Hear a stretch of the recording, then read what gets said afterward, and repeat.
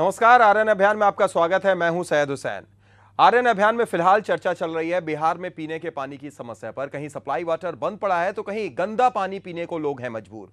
ऐसी हालत देखकर तो ऐसा लगता है कि शायद सरकार को भी इससे कोई फर्क नहीं पड़ता। यानी बेपानी बिहार और बेमानी सरकार। जैसे ही गर्मी का मौसम आता है, बिहार के कई जिलों में पेयजल संकट शुरू हो जाता है। साल दर साल यह समस्या बनी रहती है और सरकार इसका समाधान नहीं कर पाती है।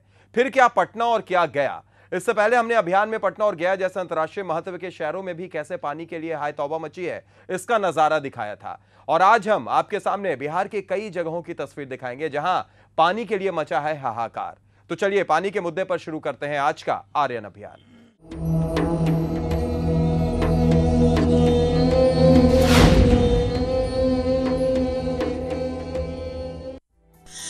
दर्शकों से हमारा अनुरोध, जब आप फोन के जरिए आर्यन अभियान से जुड़ते हैं तो कृपया अपने टीवी के वॉल्यूम को म्यूट कर दें। ऐसा करने के बाद ही आपकी आवाज हम तक स्पष्ट रूप से आ सकेगी।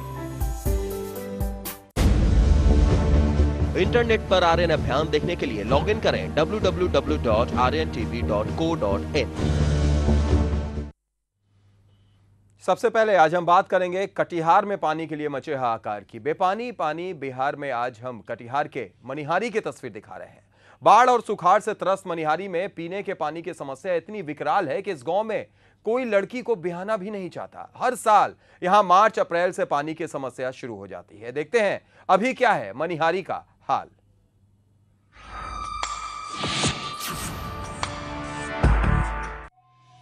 जिला कटिहार, प्रखंड मनिहारी। पहचान पानी की लाचारी। जैसे ही गर्मी बढ़ती है, मनिहारी में सूख जाते हैं कुएं, बेकार हो जाता है चापाकल। ये मई का महीना है और देखिए कैसे बिना पानी का हो गया है ये कुआं। चापाकल चलाते चलाते दम फूल जाए लेकिन पानी नहीं निकलता। चाहे जितनी कोशिश कर ले कोई फायदा नहीं। पानी का लेयर चला गया है नीचे और चापाकल हो गया है बेकार। किसी चापाकल से अगर पानी निकलता भी है तो एकदम गंदा, इसे कोई पी नहीं सकता। देखिए कुछ देर छोड़ देने के बाद पानी हो गया कितना मटमैला। क्या ये पानी कोई पी सकता है?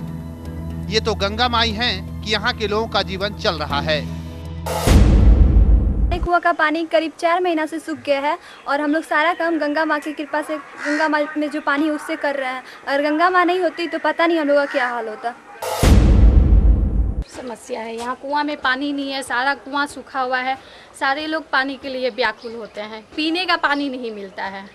सप्लाई वाटर भी आता है तो इतना गंदा पानी आता है, पीला आता है कि सिर्फ कपड़ा धोने के सिवा कुछ नहीं किया जा सकता है उसके साथ। मनिहारी में जल संकट इतना गहरा है कि इसकी जानकारी आसपास के गांवों तक फैल गई है।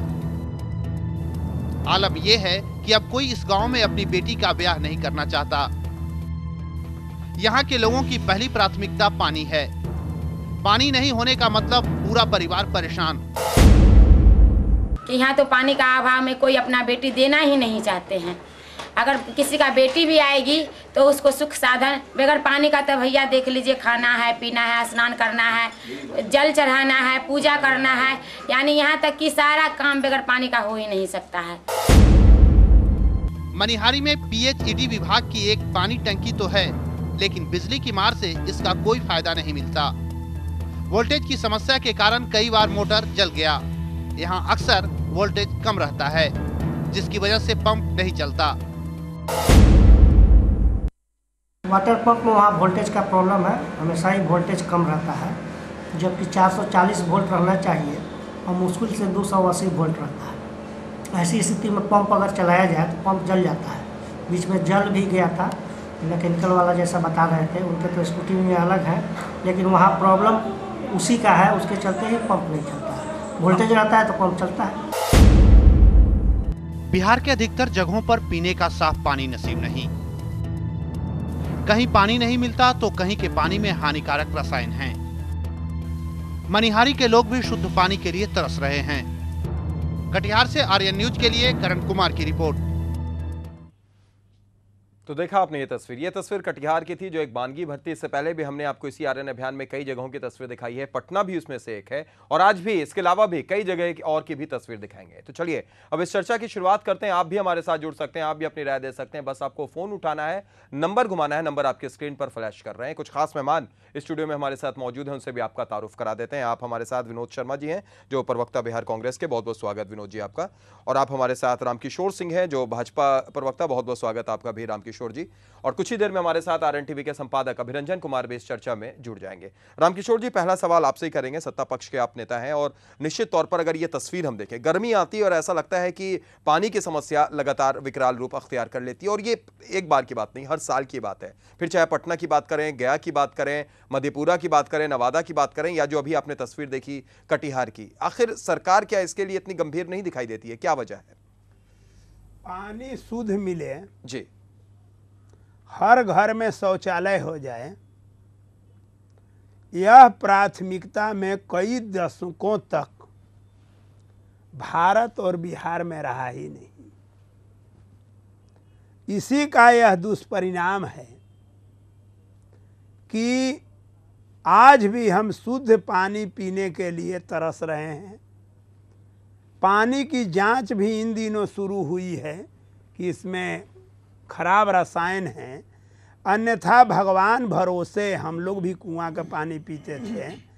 और आज भी हम जिस गांव में रहते हैं वहां मात्र 25 फीट में पानी निकलता है, लेकिन पानी में कौन कौन हानिकारक तत्व है और कौन कौन लाभदायक तत्व है, इसकी जांच आज तक नहीं हुई है। अब जो सरकार की ओर से गाड़ाया जाता है वो 200 फीट पर होता है, स्वाभाविक उसका पानी ठीक होता है। हम लोग तो 25 फीट पर गाड़ते हैं तो कुछ दिन गोबर निकलेगा, कुछ दिन मिट्टी निकलेगा, कुछ दिन पाइप का कट के छाली नुमा निकलेगा, फिर वो शुद्ध पानी निकलता है। लेकिन शुद्ध पीने में मीठा लगता है, सब है, लेकिन उसमें रासायनिक है कि नहीं है मुझे नहीं याद है। कि मेरी उम्र भी 55-56 वर्ष हो गई कि उस पानी में फायदा वाला तत्व है या हानिकारक तत्व है। तो जो योजनाएं बनी आज तक, उसमें 2 योजनाओं पर जो प्राथमिकता इस आज़ाद भारत में देने की ज़रूरत थी, पहला शुद्ध पेयजल और दूसरा था आवास। तीसरी आती है रोटी की बात। तो रोटी के लिए हम जूझते थे, रोटी पर अब कोई प्रॉब्लम नहीं है, हमको कहीं विदेश से मंगाना नहीं पड़ता है। अब बल्कि विदेश भेजने लायक रोटी की स्थिति आई है, प्रथम हरित क्रांति में भी, और अब तो द्वितीय भी शुरू हो रही है। तो इस पर मैं किसी एक सरकार को, एक व्यक्ति को जिम्मेवार नहीं ठहरा सकता हूँ। प्राथमिकताएं यह नहीं बनी, यह दुर्भाग्य का विषय। यानी रामकिशोर जी, आप ये कह रहे हैं कि ये पहले ही प्राथमिकता नहीं बनी, जिसका असर और जिसका खामियाजा आज तक लोगों को भुगतना पड़ रहा है। आज की सरकार इसको स्वीकार करने में मुझे कहीं कोई दो मत नहीं है। और एक बात और मैं कह दूं, 70 के बाद 67 तक केंद्र सरकार बड़े बड़े चीज़ों को देखती थी। उनके जी में 5-7 मंत्रालय थे बड़े बड़े, उन्हीं का वो काम देखते थे। 71 में पहली बार लोकसभा का अलग चुनाव हुआ, और उसके बाद से केंद्र प्रायोजित योजनाओं का बहुत बड़े पैमाने पर, चाहे जिनकी भी सरकारें रही हो, वह थोपा जाने लगा राज्यों पर, बिना यह विचार किए हुए कि यह योजना वहाँ सफल होगी कि असफल होगी। तो राज्य प्रायोजित योजनाओं का आकार बढ़े और केंद्र प्रायोजित योजनाएं बहुत सीमित किया जाए, तब हम समझते हैं कि इन चीज़ों का, जैसे शुद्ध पेयजल का है, शौचालय का है, या मकान का है, कहीं कुछ आवश्यकता होगी, कहीं कुछ आवश्यकता होगी, तब इससे हम निजात पा सकते हैं। केंद्र प्रायोजित योजनाएं कम की जानी चाहिए। ये बहुभाषी, बहुभौगोलिक इस देश। विनोद जी आपकी बात सुनकर मुस्कुरा रहे हैं, उनसे भी हम जवाब लेंगे, लेकिन उससे पहले एक दर्शक इस वक्त हमारे साथ पटना से मुकेश जुड़ गए हैं। स्वागत है मुकेश जी आर्यन अभियान में, क्या कहेंगे आप? मैं आपके चैनल के माध्यम से ये कहना चाहता हूँ कि गर्दनीबाग इलाके में एक एरिया है सरिस्ताबाद जी, जहाँ 95 से लेकर 2000 तक पानी की सप्लाई होती थी। जी। पिछले 12-13 वर्षों से आज तक पानी की सप्लाई वहाँ नहीं है। क्या ये एक आम आदमी के लिए, गरीब आदमी के लिए पॉसिबल है कि वो 50,000 रुपए का बोरिंग करा के पानी प्राप्त कर सकता तो है? क्या कारण क्या बताया जाता है? क्या इसके लिए सबसे पहली जो इकाई होती है, पार्षद से आप मिले, आपने उनसे मुलाकात की, विधायक जी से आप मिले? यहाँ के पार्षद से मिला है, माननीय विधायक पूनम देवी को बुला करके बताया कि पिछले 12 साल से यहाँ पानी की सप्लाई नहीं है जी। एक गरीब आदमी क्या 50,000 की बोरिंग लगा करके पानी प्राप्त कर सकता है? जी, तो क्या बोला गया आपको? योजना बन रही है, योजना पे काम चल रहा है जी। पूरे पटना में शुद्ध जल मिलेगा। पहले जल तो आप दे दे, शुद्धता की बात बाद में कीजिएगा, पहली चीज। जी। दूसरी, पूरे पटना में इन लोग का 36 या 72 जल मीनार बनाने का योजना है जी। कम से कम जिस जल मीनार को आपने बना दिया है उसको तक कनेक्ट करके पानी की सप्लाई कराइए। आप 20 जल मीनार बना लिए और किसी को कनेक्ट नहीं किया तो फिर बनाने का फायदा क्या हुआ? आप 2 काम कीजिए लेकिन पूरी तरह से कीजिए। चलिए, बिल्कुल मुकेश जी, सही कहा आपने, इसका जवाब हम जरूर लेंगे निश्चित तौर पर। और जो बातें निकलकर सामने आई, गर्दनी बाग की ही बात यहाँ पर रामकिशोर जी, तो इसका जवाब दे दीजिए, फिर हम विनोद जी के पास चलते हैं। गर्दनी बाग की बात, राजधानी की ये जिक्र किया मुकेश जी ने, शरीफाबाद इलाके के अंदर। मुकेश जी ने जो जिक्र किया जी, इसको हम दुर्भाग्यपूर्ण और दुखद के अलावे क्या कह सकते हैं जी, कि जहाँ 12 वर्षों से सप्लाई वाटर बंद है, सच्चाई वो कह रहे हैं कि सब आदमी अपने घर में नहीं बोरिंग करा सकता है जी, तो फिर वो बंद है तो इसको दुर्भाग्य नहीं तो आपकी भी सरकार को 8 साल के करीब हो रहा है। भैया मेरी या तेरी में नहीं पढ़ रहा हूँ जी, मैं सीधी बात कह रहा हूँ कि अभी इससे दुर्भाग्यपूर्ण बात वो तो कह रहे हैं जी। कि पानी लाभकर है कि हानिकारक है तो बाद में पहले पानी आ जाए, पहले पानी तो आ जाए। अब किन परिस्थितियों में 12-12 बरसों तक नल सूखा रहेगा, पाइप नहीं बिछेगा, तो इसको हम दुर्भाग्यपूर्ण के अलावे क्या माने थोथी दलाल कोई दलील मैं दूं?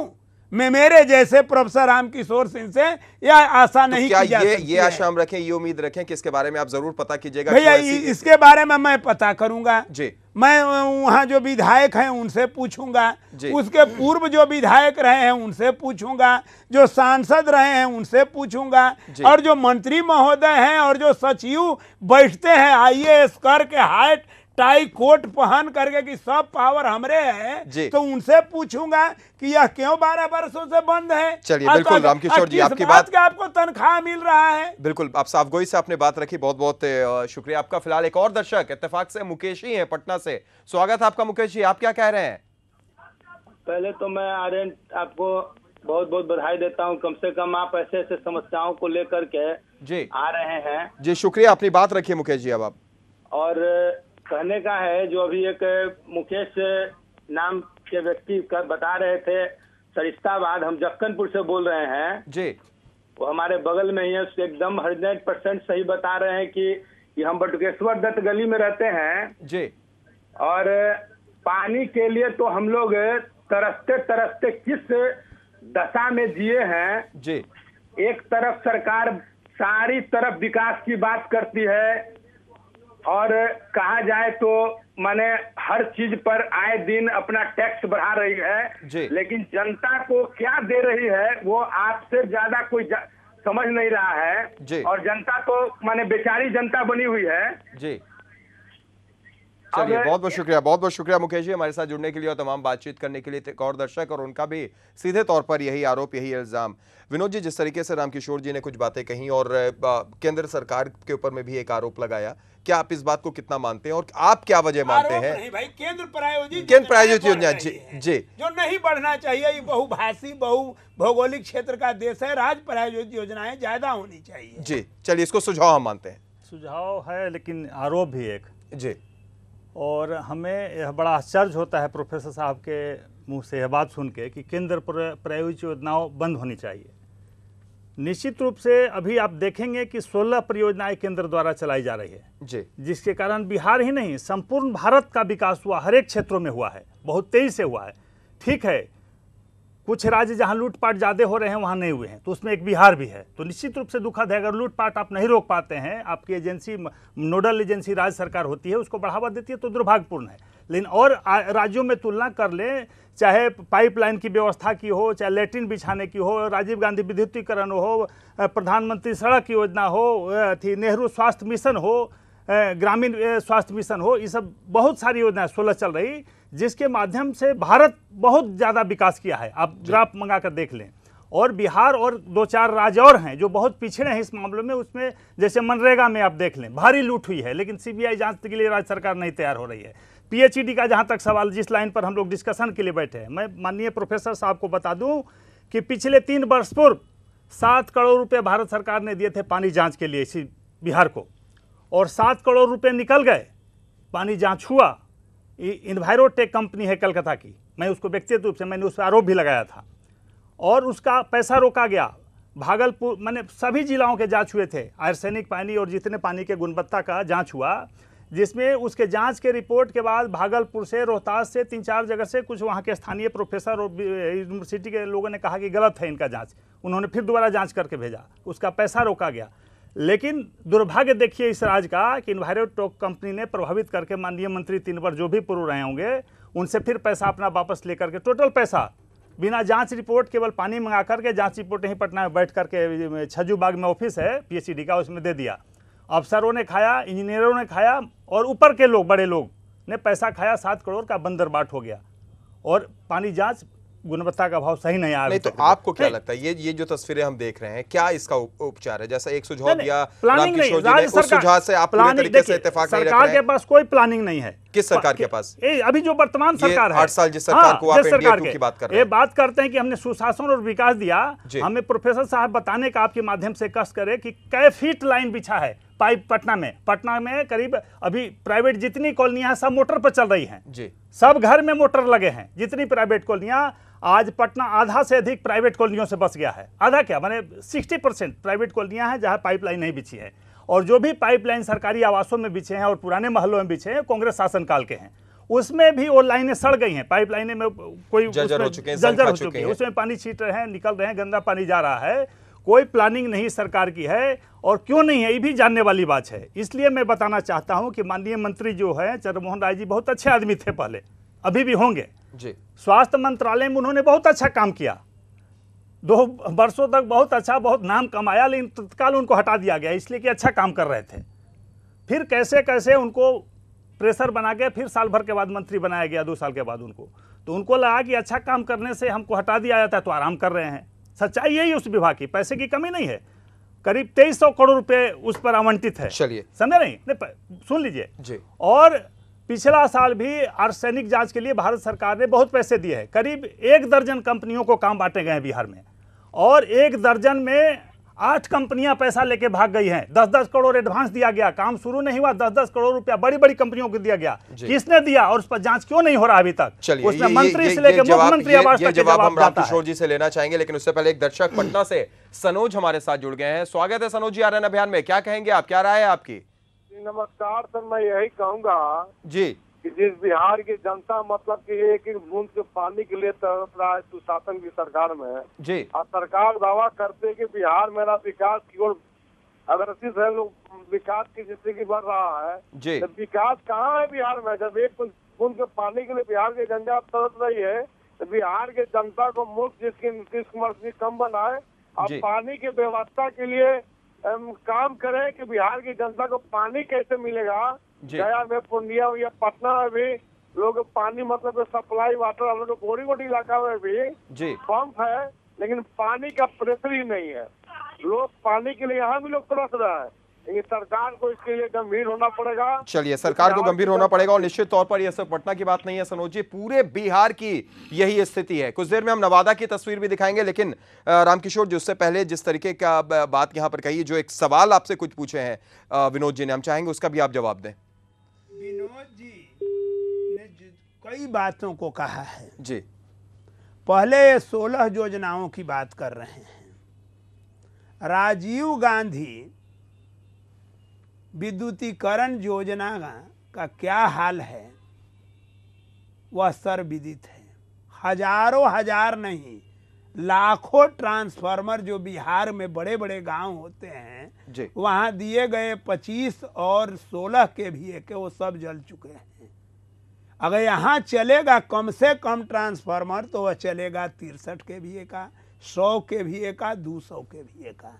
हमारी सरकार लिखते लिखते थक गई नहीं, पाइप कितने बदले गए? जो एक पाइप का आपके ऊपर में एक आरोप लगा कि आपके सरकार ने पाइप कुछ नहीं किया। वह फेल्यूर है जी। सुन लीजिए, मैं बात बताता हूं, उससे किसी गांव में बिजली जलने का सवाल नहीं है। आप एक बात सुन लीजिए, वह एक फेल्यूर है, वो बिहार सरकार को दे दिया जाता धन, लेकिन हम आज पानी के मुद्दे पर बात कर रहे हैं। 3 फेज लाइन चाहिए, पानी पर आप आइए जी। पानी के मुद्दे पर हम बात कर रहे हैं। पानी के मुद्दे पर तो मैंने पहले ही कह दिया कि न तो टाउन प्लानिंग की योजना कांग्रेस के समय थी, कांग्रेस के समय थी नहीं आज थी, वही अभी तक लागू सुन है, लीजिए, वही योजना अभी तक सुन लीजिए, वही पाइप आज तक बिछे हुए हैं। अगर अब बहस मत न कीजिए, अब चलिए विनोद जी, बहस उनकी बात पूरी कर लेने दीजिए जी। अन्य शहरों की बात छोड़ दीजिए, क्या कोई पटना में टाउन प्लानिंग 80 तक कांग्रेस एक निर्बाध सरकार में थी, 89 तक थोड़े दिनों के छोड़ करके 8 बरस के 89 तक थी, क्या कोई टाउन प्लानिंग बना था? हम देखे हैं लखनऊ में रोड बन जाता है, नाली बन जाती है और पाइपलाइन बिछा दिया जाता है और तब प्लॉट अलॉट किया जाता है, और यहाँ आहर भर करके, यहाँ पोखर भर करके, यहाँ पानी के निकास भर करके, और यहाँ टाउन बसा है। और जो टाउन प्लानिंग के अनुसार थोड़ा बहुत बना भी, वह सबसे गया गुजरा फ्लैट अगर कहीं खड़ा है तो वही है। अब दीघा की जमीन हुआ हाउसिंग बोर्ड के, लोग बस गए। मैं बुधा कॉलोनी की जमीन हुआ हाउसिंग बोर्ड के, किसके राज में बस गए लोग। तो यहाँ कोई टाउन प्लानिंग नहीं कि अगले 25 वर्षों में 50 वर्षों में या पटना या गया या मुजफ्फरपुर या दरभंगा का क्या फैलाव होगा, कोई टाउन ये तो आपने प्लानिंग की बात की, जाहिर तौर पर हम भी इस बात को मानते हैं। जब बिना टाउन प्लानिंग के बनेंगे घर तो सड़कें संकीर्ण होगी, पानी निकास की समस्या होगी, और वहां तक पाइप तो जाएगा नहीं। यह सच्चाई है। मैं कोई यह नहीं, मैं सभी सरकारों का दोष देता हूं कि बिहार में बेतरतीब ढंग से टाउनों का विकास हो रहा है, हो रहा था, हो रहा है, कोई प्लानिंग नहीं होने के यानी प्लानिंग की वजह से ये समस्या आ रही है। जल निकासी है, न आवागमन के साधन है, और न पीने के पानी जनता को मिल रही है। ठीक है रामकिशोर जी, ये तो पटना की बात हुई। हम आपको एक दूसरी तस्वीर दिखाते हैं नवादा की, नवादा भी वही हाल है। अब आपको दिखाते हैं हम नवादा के एक ऐसे गांव की तस्वीर जहां पानी के संकट का ऐसा हाल है जिसे देखकर आपके भी रोंगटे खड़े हो जाएंगे। वहां के लोगों को इतना मजबूर कर दिया गया है कि उन्हें पानी लाने के लिए कोसों दूर जाना पड़ता है, और वहां भी जो पानी मिलता है उसे देखकर ऐसा लगता है कि यह पानी किसी नाले का तो नहीं। देखिए इन तस्वीरों में कैसे चापाकल सिर्फ नाम के लिए खड़े हैं, कुएं सूख चुके हैं और लोग लंबी लंबी कतार लगाकर पानी के लिए कोसों दूर जा रहे हैं। तस्वीरों में आप देख सकते हैं ये चापानल हम आपको दिखा रहे हैं, लेकिन चापानल सिर्फ नाम के लिए, लोग दूर जा रहे हैं, दूर जाकर पानी लाने के लिए मजबूर हैं, विवश हैं। ये हम आपको नवादा की तस्वीर दिखा रहे हैं। ये तस्वीर हकीकत बयां करने के लिए काफी है। शायद इन तस्वीरों को देखकर सरकार में बैठे लोगों की भी नींद टूट जाए। नवादा की ये तस्वीर लगातार हम आपको दिखा रहे हैं कि कैसे पानी के लिए लोग भटक रहे हैं, इधर से उधर गड्ढा करके पानी पीने को मजबूर हैं कई जगह की, और उसके बाद भी जो पानी मिल रहा है वो तस्वीरों में आप देख सकते हैं किस तरीके का पानी लोगों को मिल रहा है। कुएं सूख चुके हैं, ये कुएं की तस्वीर हम आपको दिखा रहे हैं। कभी इसमें पानी रहा करता होगा लेकिन आज सूख चुका है। चापानल सिर्फ शोभा बढ़ा रहे हैं। ये देखिए जब उसे चलाया जाएगा कुछ नहीं, पानी तक नहीं निकल रहा है। ये आप तस्वीरों में देख सकते हैं कि क्या हाल है। लोग लंबी लंबी कतार लगाकर जा रहे हैं दूसरे जगह से पानी लाने के लिए। नवादा के एक गांव के हम आपको तस्वीर दिखा रहे हैं। बिना पानी ऐसा लगता है सब कुछ सून हो चुका है, गड्ढे में से पानी निकाल रहे हैं लोग। ये भी तस्वीर आप देखिए किस तरीके से लोग पानी पीने के लिए मजबूर हैं, गड्ढे में से पानी निकालकर पिया जा रहा है। ये नवादा की तस्वीर। तो चलिए आपने देखा ये किस तरीके की नवादा की तस्वीर हमने आपको दिखाई, जो साफ तौर पर यह बयां कर रही थी कि आखिर किस तरीके से लोग पानी पीने के लिए मजबूर हैं, गंदा पानी पीने के लिए मजबूर हैं। अब हमारे साथ आर्यन टीवी के संपादक अभिरंजन कुमार भी इस चर्चा में जुड़ गए हैं। अभिरंजन जी, सबसे पहले आपका स्वागत करते हैं आर्यन अभियान में। और आपने तस्वीरें देखी होंगी, ये तस्वीर पटना की हो, गया की हो, जो अंतर्राष्ट्रीय महत्व के शहर है, या फिर ये तस्वीर नवादा जो अभी आपने देखा होगा, गड्ढे में से पानी लोग पी रहे हैं, चापाकल सूखे हुए हैं, नल सूखे हुए हैं। रामकिशोर जी हमारे साथ सत्ता पक्ष के मौजूद हैं जो कह रहे हैं कि सिर्फ प्लानिंग की वजह से ऐसा है, प्लानिंग में काफी कमी है जो पिछले से पहली सरकार से चली आ रही है और उसका खामियाजा आज भी भुगतना पड़ रहा है। नहीं, देखिए, प्लानिंग में कमी तो है ही। मुझे इस बात की खुशी है कि रामकिशोर जी को भी मेरा वायरस लग चुका है, वो भी कुछ सच्ची बातें जो है बोलने लगे हैं। तो लेकिन रामकिशोर जी जिस एक बात को शायद नहीं कह पा रहे हैं उस तरीके से, शायद उनके लिए वो कहना उतना मुनासिब नहीं हो सत्तारूढ़ गठबंधन का हिस्सा होने की वजह से, कि सिर्फ प्लानिंग की कमी नहीं है, भ्रष्टाचार भी इसमें बहुत बड़े पैमाने पर है। प्लानिंग हो जाता है, अगर आप ईमानदारी से काम करें तो प्लानिंग हो जाती है। और चूंकि आपको सारे पैसों का बारा न्यारा करना है, जनता के लिए जो भी पैसा चला उस पैसे को आपको ऊपर ही ऊपर पी जाना है, तो प्लानिंग नहीं होगी। मुझे लगता है कि हिंदुस्तान के अंदर हमारे जो ब्यूरोक्रेट्स हैं और हमारी जो सरकारें हैं वो प्लानिंग के अलावा और करती क्या है, लेकिन वो प्लानिंग इस बात की करती है कि अगर इतना पैसा मेरे पास आ रहा है तो इस पैसे को कैसे ज़्यादा से ज़्यादा पी लिया जाए, कैसे ज़्यादा से ज़्यादा डकार लिया जाए, कितना पैसा जो है सरकार के जो अलग अलग महानुभाव हैं उनकी जेबों में जाएगा और कितना पैसा जो है ब्यूरोक्रेट्स की जेब में जाएगा, कितना पैसा नीचे के कर्मचारियों तक की जेब में जाएगा। जितनी भी सरकारी योजनाएं चलती हैं आप देखिए कि सबका हिस्सा फिक्स है, सबका कमीशन तय है और ये सारी चीज़ें तय हैं। अभी मैं आपको बताऊं, रामकिशोर जी की एक और बात मुझे कुछ ज़्यादा समझ में नहीं आ सकी, इसलिए समझ में नहीं आई क्योंकि उन्होंने कहा कि केंद्र सरकार की योजनाएं हैं, केंद्र सरकार की योजनाओं को बंद कर देना चाहिए। तो उनकी आधी बात तो ठीक है कि आपके हिंदुस्तान के जितने भी राज्य हैं उनकी भौगोलिक परिस्थितियां अलग अलग हैं। कोई पहाड़ों का राज्य है, कोई जो है समंदर के किनारे बसा हुआ है, कोई जो है पठारों वाला राज्य है, कोई जो है मैदानी इलाका है जहां पर नदियां बहती हैं, बिहार की तरह के जो राज्य हैं। तो सभी राज्यों का निश्चित रूप से कैरेक्टर जो है अलग अलग है। तो ये बात मैं मानता हूं कि सभी राज्यों के लिए योजनाएं भी जो है उस राज्य की भौगोलिक परिस्थिति, उस राज्य की ज़मीनी परिस्थिति, उस राज्य की प्राकृतिक अवस्था, इन सारी चीज़ों को ध्यान में रखकर जो है तैयार किया जाना चाहिए। लेकिन अगर केंद्र के पास ऐसी योजनाएं नहीं हैं जो बिहार को सूट करे, तो मेरे भाई आपकी सरकार है, 8 साल से आपकी सरकार है, आप एक ऐसी योजना क्यों नहीं बनाते हैं, राज्य सरकार एक ऐसी योजना क्यों नहीं बनाती है जो राज्य को सूट करे। 8 साल से आपकी भी सरकार है, 34,000 करोड़ रुपए का बजट है। मैं इस बात को देखूंगा कि पीने के पानी के लिए आप लोगों ने कितना बजट रखा हुआ है, उसको मैं देखूंगा और मैं फिर से उसको स्पेसिफिकली मैं आपको बताने की कोशिश करूंगा कि पीने के पानी पर जो है बिहार की सरकार कितना खर्च करती है।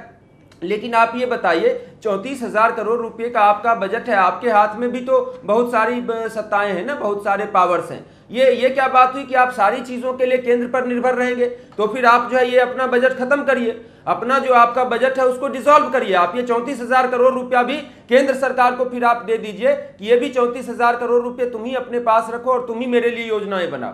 तो बिहार सरकार का अपना पुरुषार्थ कहां है, बिहार सरकार की अपनी प्लानिंग कहां है, बिहार सरकार की अपनी योजना कहां है, बिहार सरकार के पास जो है वो अपने राज्य की समझ कहां है, अपने राज्य की जमीनी स्थिति की समझ कहां है। तो मुझे लगता है ये टोपी ट्रांसफर वाली चीजें जो हैं इस मुल्क में बहुत ज्यादा हो गई हैं। केंद्र की सरकार विनोद जी जो है रामकिशोर जी पे डाल देंगे, रामकिशोर जी जो है विनोद जी पर डाल देंगे। मुझे लगता है कि इस टोपी ट्रांसफर की प्रक्रिया में जनता बेवकूफ बनती है।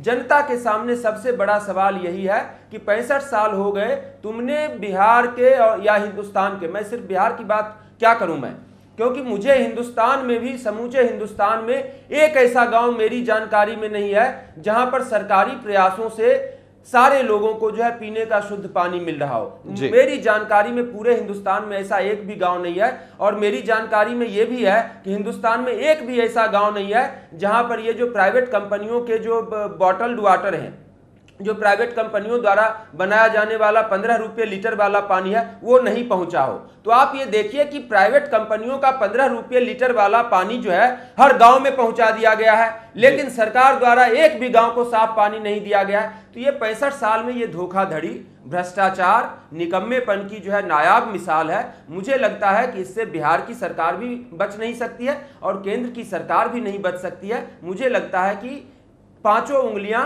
आधी आधी आप बांट लो, 5 उंगलियां केंद्र की तरफ, 5 उंगलियां बिहार सरकार की तरफ। चलिए, बिल्कुल अभिरंजन जी, सही कहा निश्चित तौर पर आपने कि दोनों ही जगह कहीं ना कहीं अगर देखा जाए तो दोनों ही जिम्मेदार हैं, दोनों में ही कमी है, जिस पर हम चर्चा आगे भी करेंगे और ये भी आपको दिखाएंगे कि तालाबों का शहर दरभंगा कैसे सूख रहा है। लेकिन फिलहाल यहां पर वक्त हो चला एक छोटे से ब्रेक का, जल्द लौटते हैं।